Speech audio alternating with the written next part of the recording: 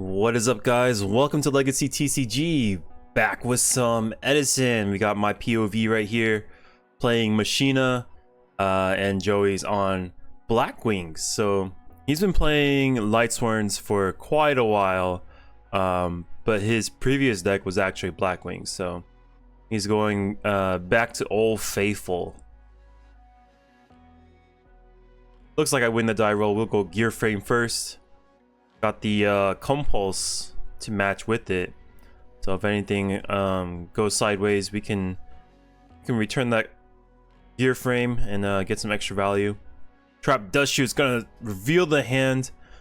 We're gonna check it out. Maybe Brain Control, Bottomless Torrential, Double Clute, and Bora. So we got a repeating card in Clute. Maybe we go Bora just for the blizzard target. The 6s are a little bit more dangerous than the 5s, so I don't want to deal with that. If I can, you know, if I have anything to say about it, at least. It'll set to Bottomless Torrential potentially, and we'll pass. This is the power of Dust Shoot, right? So you can memorize your opponent's hand. As soon as they do something, you just know what's there. Like it's not it's so unfair, honestly.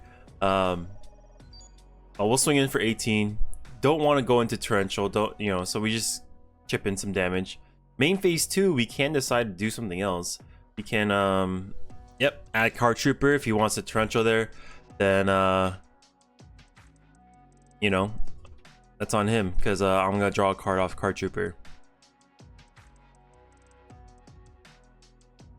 All right, he gets a mystery card. So he's got Double Clute, Brain Control, a couple of those back rows. So when you have Dust Shoot, you want to be like remembering those cards. You can't forget them. Like it's only like what, maybe 5 cards, I guess sometimes 6, but like 4 or 5 cards shouldn't be too bad. Just kind of like repeat them in your head, you know. Double Clute, Brain Control, Torrential, Bottomless, like make a jingle or something, and you'll be able to remember it. That's what I do, at least. All right, Brain Control. We're gonna take control.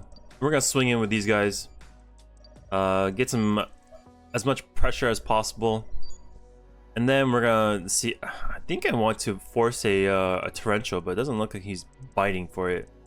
I'm okay with doing this just because I have Pot of Avarice. I can refuel, get rid of his torrential, and if I really want, I can pitch back the gear frame with compulse. So I wasn't scared to just commit more to the board. Goya Garden hits the field. He's gonna eat it for our fortress later on. Felt like he was my throwaway, even though he's a very strong card. Brionic has more utility, so I want that in my extra deck if possible. I was kind of surprised he didn't torrential right there to get the gear frame, but I actually the bottomless is sufficient. I don't know when he's planning on launching this, but we're just gonna chip him down with these gear frames. Attack for 18. So wait, 2 Darks Engrave. That is something that I am very bad at, counting to 3. I seem to not count to 3 very well, and it's a problem because I run 2 DD Crow in the main, and that shouldn't be the case. All right, we're gonna compulse 1 of the gear frames. Sweet, that's gonna be able to get Machina Force, the second Machina Force actually, to hand. Or Fortress, either one's fine. We can pair it with Fortress in our hand, or just keep it as a Monster Reborn for later on. Dark Arm Dragon hits the field. This is what I'm talking about. Like, he torrentials. I have DD. I'm sitting there stupid with DD Crow in hand, right, doing nothing. And luckily I had the compulse, but yeah, he scoops up because he knows the gear frames are in hand. Siding against Blackwings, very easy. Spell and Trap Destruction, that's it. Double Dust, Cyber Dragon going second, Breaker for more spell breaking. Like you need to clear the back row. What comes out, I think, is Dust Shoot, 1 Compulse, 1 DD Crow, and Plague. Plague gets eaten by Shura too often. It's not a set you want to be setting. Trap Dust Shoot going second, not strong. Compulse, it's good, but like it doesn't stop, like it doesn't it's very bad against normal summons, and that's kind of their bread and butter. So it's still useful to like send back their synchros and stuff, but more often than not they're going to be summoning like Shura, you know, pass over and over. So Compulse is mainly like a utility card for protecting my stuff rather than dealing with him. So I opt for the more Dust Tornadoes. The Breaker is really good right here in the beginning. Compulse, there's that utility. Send the hamster back to hand. He probably has a side deck Raiko. It's a technology that Blackwings like to use. We'll take 400 right here. Alright, we will set the hamster. No more mind control business. But yeah, that Breaker was really good to deal with his early board, hitting that oppression, running over value. It could have easily been like, you know, set Icarus too. So that's the thing with Breaker. He's a little bit faster than Lila. Lila has to turn sideways, so you can break before popping with Breaker and then attack, whereas Lila is the opposite. Alright, we're at Space Dust Tornado, the new one. Usually I like to hold those Dust Tornadoes for Whirlwind, but I wanted to be a little bit more aggressive at this point, so we'll go 2 and 25, 2700 damage. Smashing Ground. Alright, we'll protect our dude. Raiko goes down because he's the only monster on field. Yeah, I kind of had to compulse it just because I literally had Cyber Dragon left in hand. There's nothing. And I milled both Pot of Avarice, so there's no refueling for me the rest of the game. I'll only run two Pot of Avarice. I found myself... ooh, this tech actually goes through. That's pretty sick. I found myself siding down to 2 every single game, so I was like, whatever, I'll just play 2. The Whirlwind's gonna come out. This is gonna be an issue for us because that Whirlwind provides a lot of utility. This is the power of the Blackwing deck. Luckily, we do have a play, but he did just add for his hand, so we're gonna shrink the Shura. Last turn, he did not activate that card, so we're not really afraid of a battle trap. Icarus is not firing off. He would have used it already. But the problem is the Whirlwind, and I believe he added Kalute, and with Kalute in hand, it lets him add Gale. So any synchro I summon, he just pitches and then we fly. Like there's not a lot of we can do. We can go Thought Ruler to maybe gain some HP. Back to like 18, go Colossal. Yeah, it really doesn't matter. I think Thought Ruler would have been a little bit better. So he's gonna go 900. We take 19. He takes 19 right here. Either way, this synchro summon will be answered. So and he's not gonna pitch with Kalute. It's just there's just no way.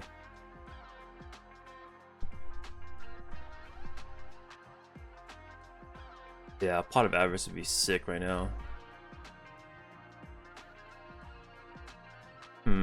Maybe I have to play 3 pot. I don't know. I've been dying to my own cards a lot, so that's why I cut down the pot. But I don't know. Maybe it's just like one of those win conditions you got to use to compete in this game, especially against a deck like Blackwings with that Whirlwind on field. There's no way to keep up 1-for-1 over and over with that card on field.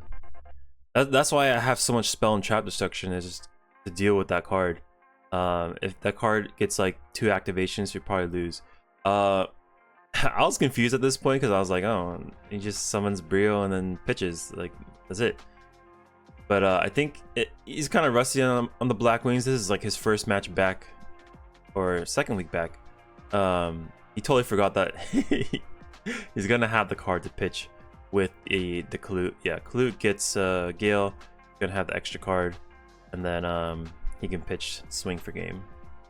Well, not for complete game, but it's gonna be the answer. Yeah. Swing for 23.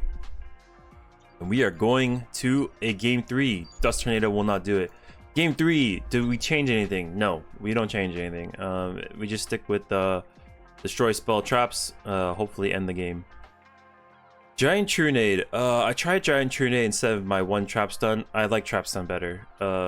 Trunade is like, I'm like I'm pushing for game, whereas the trap stun is like more grindy, and I like the more like grindy feel, because like if you send up something with Trunade, then it doesn't get rid of the cards in the back, right? Whereas trap stun, it gets rid of the problem, like it's gone forever. Like yeah. All right, go Lila. We gotta break that as soon as possible. That's all we care about. Cannot let him get another summon with that whirlwind on field. Yeah, it's okay if we take this. We go yeah, we can deal with this board. As long as I'm able to drop his Gores. If he stops at 2k with Sirocco, we might be in trouble. But it depends on how greedy I want to be, right? Do I want a 2k token, or do I just want the 2700 hitter to run over their stuff? And I think we take 800 and then we drop Gores. I don't think he's interested in playing with a 2k token.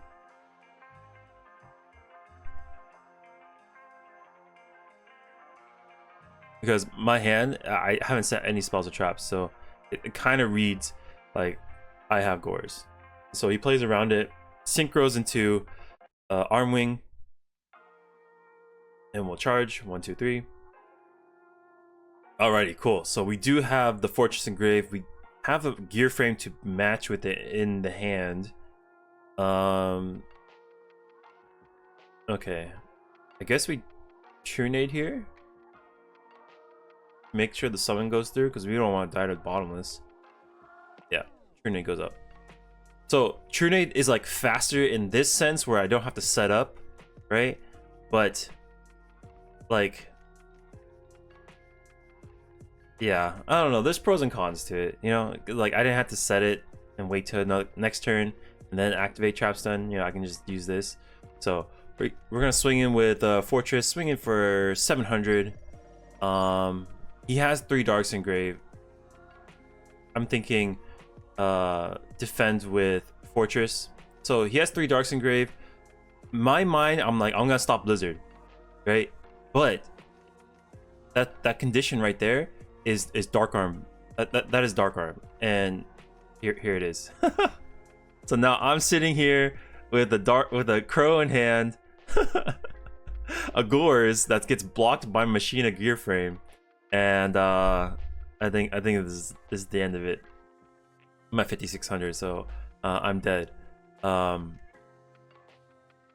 yeah, you know what I mean? Like, I'm sitting there with Crow, right?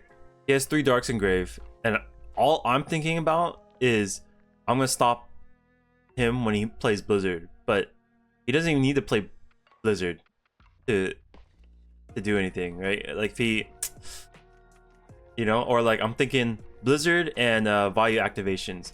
Like, you don't have to respond. Like, you can use this card as like a preventative. Like, just DD Crow the value, right? Or you can get rid of